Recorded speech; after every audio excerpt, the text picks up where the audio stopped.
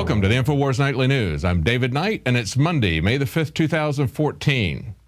War, drug smuggling, arms smuggling. Yeah, it's your government at work. It's business as usual, but it's becoming more and more overt and less covert. Look at this report out of the Ukraine from Kurt Nemo on InfoWars today. CIA and FBI work with fascists in Ukraine as the war in Europe unfolds. Now, we're not just bandying terms around. We talk about fascists.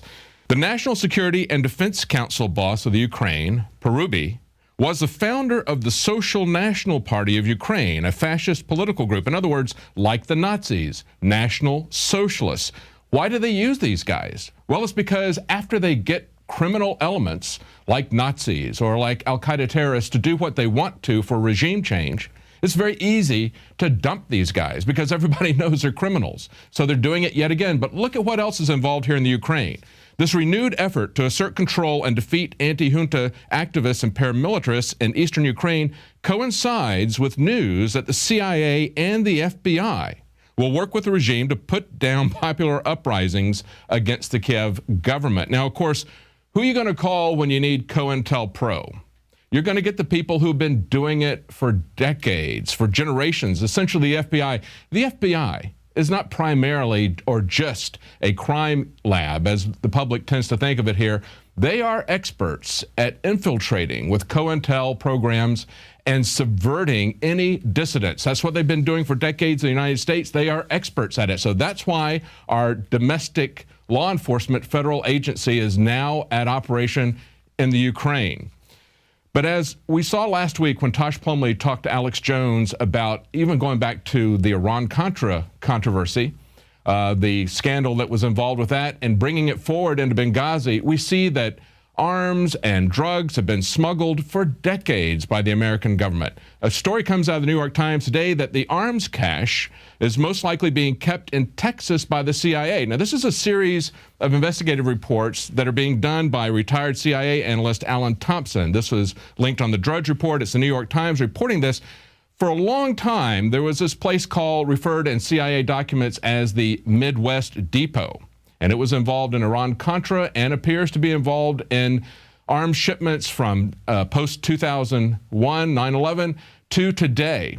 But the question is, where is this Midwest Depot? It appears that it's in Texas, near San Antonio. Now, the article points out that this first came to light with some lawsuits that were brought by a CIA official who had been living at that base, Camp Stanley, they believe it is now, in government-owned housing, and his family became very sick. And so they were trying to get some relief for that. It was environmentally contaminated, and their possessions were destroyed, but they put a gag order on the family, would not let them talk about it. The son, however, wanted to talk about his experiences, wanted to get a book and a movie deal, and he said, "You can't gag me. I haven't signed any agreements. I don't have any security clearances. This is something that happened to me. I can talk about it." So it started to come out that CIA employees were at Camp Stanley. And so they're asking questions. How many of the AK-47s and the RPG-7s that we see Islamists waving around today pass through the Midwest Depot on their way to quote-unquote freedom fighters throughout the last decades? And they point out that a 1986 memo by Colonel Oliver North in the Iran-Contra affair referred to the Midwest Depot, Texas. They're putting all this together, and here's the bottom line, folks. Things are not changing. They said just last July, the Army sought to purchase 2 million rounds of ammunition of caliber that fits AK-47s. Our military doesn't use AK-47s. And of course, there are massive construction projects going down there right now, a building boom, as they put it, of new warehouses.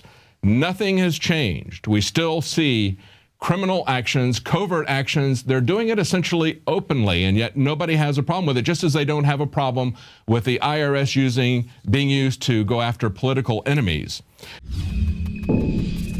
My friends, Alex Jones here to tell you about some of the most important information concerning you and your family's health. Radiation levels have more than doubled in the last 60 years in the Northern Hemisphere from all of the nuclear testing and radiological accidents. Radioactive contamination is now in most of the food supply. There's only two ways to avoid this. Move south of the equator or properly protect your thyroid with nascent iodine. Looking to protect my family, I've done deep research. Nascent iodine is the purest, cleanest, absolute best form of iodine to protect yourself and your family. It's made right here in the USA, completely non-GMO. I searched out the best quality and now have developed a double-strength form of nascent iodine, exclusively available at InfoWarsLife.com. Nascent iodine is on record as one of the only safe ways to detox from fluoride poisoning. Survival Shield Nascent Iodine. Secure your super high-quality nascent iodine today at InfoWarsLife.com. That's InfoWarsLife.com.